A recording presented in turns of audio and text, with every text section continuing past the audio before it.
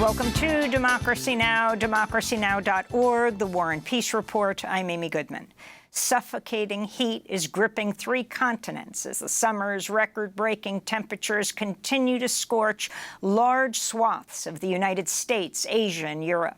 100 million U.S. residents remained under extreme heat advisories with dangerous conditions forecast this week in the South, the Southwest, and South Florida. In Arizona, an unrelenting heat wave's on track to break the previous record of 18 straight days of 110 degrees plus highs in Phoenix. That's Fahrenheit. Some of the most at risk include people who work outdoors, like construction workers, as well as unhoused people. I've been here for 12 years, and I haven't seen nothing like it. It's hot. I fell asleep on some hot concrete, and my whole left side got 30-degree burns on them. So that's an eye-opener. Europe could record its hottest day ever on the Italian islands of Sicily and Sardinia. Over the weekend, Italian authorities issued an extreme health risk in 16 cities, including Rome and Florence. Italians flocked to lakes and seasides in an attempt to cool down. This is not normal. I don't remember such intense heat, especially at this time of year. In northern Syria, displaced people describe the conditions at camps as akin to living in an oven. Children and elderly people are some of the most vulnerable, have scarce options for relief amidst 108-degree Fahrenheit heat. Meanwhile, China's just recorded its highest known temperature as the thermometer hit 126 degrees Fahrenheit, smashing the previous record by 3 degrees. In South Korea, at least 40 people have died after days of torrential downpours and flooding. 12 people were killed when 16 vehicles, including a bus, got trapped and inundated in a tunnel in Cheongju after a river levee collapsed. Grief-stricken locals called out the response of authorities to the disaster. It feels like it could have happened to me. I feel like I've died. Authorities should have restricted access to the tunnel in advance. The response was insufficient. South Korean President Yoon Suk-yeol, who also placed blame on authorities, called for better plans to deal with weather-related disasters, which are becoming commonplace due to the climate crisis. At least 100 people have died in India this month as the monsoon continues to wreak havoc, with entire towns swamped while flooding washes away vehicles, bridges, and roads. Delhi has received over 90% more rainfall than is considered normal during the monsoon. But the worst flooding has been experienced in the Himalayan region of Himachal Pradesh, where new construction to accommodate tourists has worsened landslides and flooding. This is a young girl whose former school was swept away. I used to study in this school, and I felt really bad when the school building was washed away. The studies of children who are from far-off places are also suffering. I feel really sad that the children are hit by this loss. Our memories are also washed away with this school.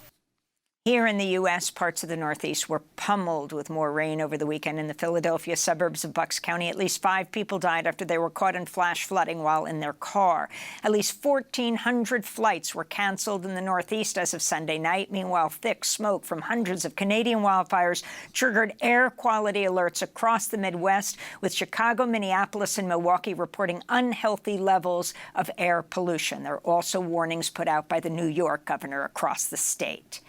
In the Canary Islands, Spanish authorities have evacuated more than 4,000 people from the island of La Palma as firefighters battle out-of-control wildfires. We'll have more on the global heat wave, extreme weather, and the climate crisis after headlines with Rolling Stones reporter Jeff Goodell, author of The Heat Will Kill You First, Life and Death on a Scorched Planet. Russia says it's terminating the Black Sea grain deal, which expires today. The deal's allowed for the safe export of food and fertilizer from Ukrainian ports and was seen as essential in combating global food insecurity. Today's announcement from Moscow came hours after the bridge connecting Crimea to Russia was shut down following early morning explosions, which killed 2 people and injured a child, according to Russian officials. Ukraine did not take explicit responsibility, though Ukrainian officials told several media outlets their forces carried out the attack. on the battlefield. Ukraine says it's gradually regaining control of more territory amidst reports of intense fighting along the Eastern Front. The U.S. says it will allow European countries to train Ukrainian fighters on U.S.-made F-16 fighter jets. Meanwhile, Russia's vowed to respond in kind if Ukraine deploys cluster bombs provided by the United States. This is Russian Defense Minister Sergei Shoigu. I want to mark that Russia has cluster bombs for all occasions. They are more effective than American and more widely varied. Russia, Ukraine, and the U.S. are not signatories to an international treaty banning the use of cluster bombs. We'll have more on cluster bombs later in the broadcast when I speak to UN Human Rights Chief Volker Turk and the former Swedish Foreign Minister Margot Wallström. Both oppose the use of cluster bombs. President Vladimir Putin said he plans to go ahead with a trip to South Africa next month to attend the BRICS summit, despite a warrant for his arrest issued by the International Criminal Court. As a member of the ICC, South Africa would be obligated to arrest President Putin. UNICEF said Friday at least 289 migrant children drowned while trying to reach Europe so far this year, around twice as many as in the first 6 months of 2022. Over 11,000 children made the treacherous journey across the Mediterranean since the start of the year, according to the UN agency. Many of them were either unaccompanied or separated from family. A UNICEF official called for better protections for young asylum seekers, lamenting, quote, hundreds of girls and boys are drowning in the world's inaction. Libyan border guards have apprehended at least 80 exhausted and dehydrated migrants after they were rounded up by authorities in neighboring Tunisia and abandoned in the desert without food, water, or shelter.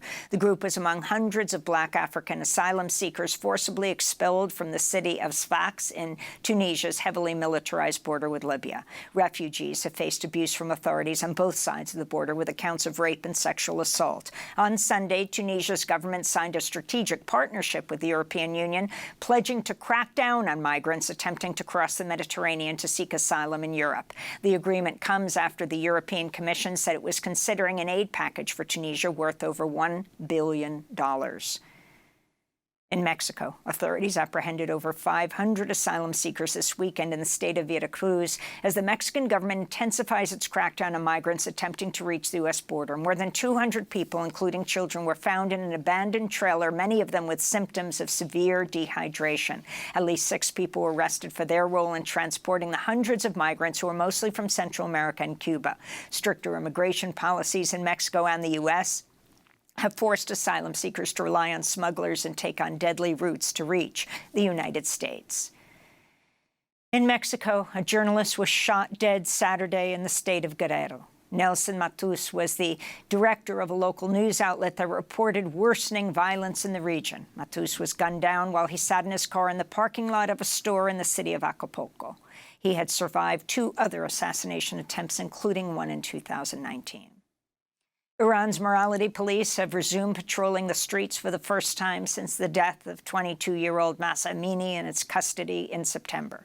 The morality police had largely been pulled back after Amini's death, which triggered massive nationwide protests. The move comes as Iranian authorities are escalating efforts to arrest women who are deemed in violation of the strict headscarf dress code. This is an Iranian student in Tehran. Do you think the morality police can prevent women from not wearing a hijab? They cannot impose it like before. The number of people who do not obey is too high now. They cannot handle all of us. The last thing they can do is use violence and force against us.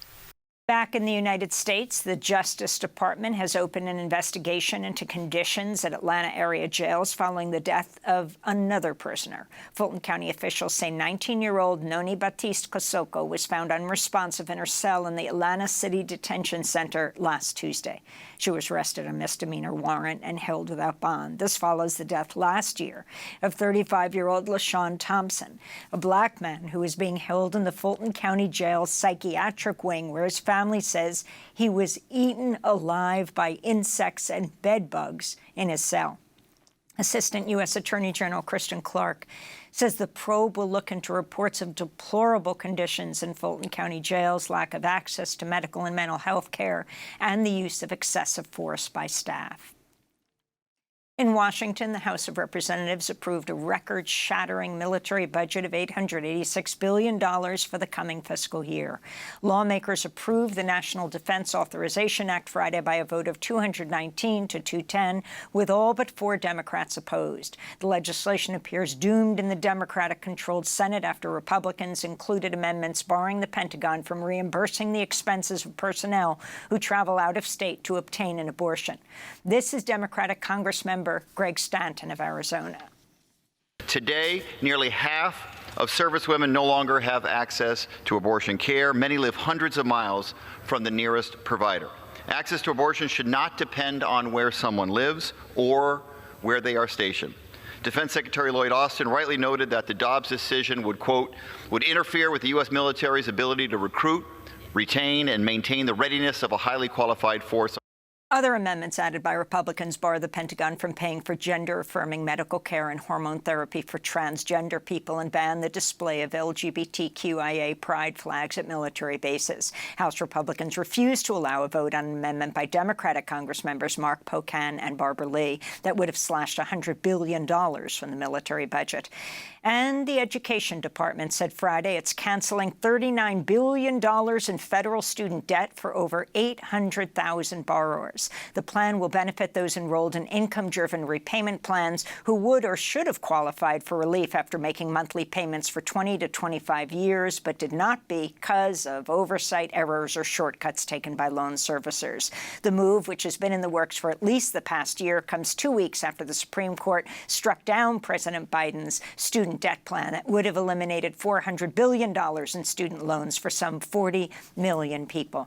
And those are some of the headlines. This is Democracy Now!, democracynow.org, The War and Peace Report.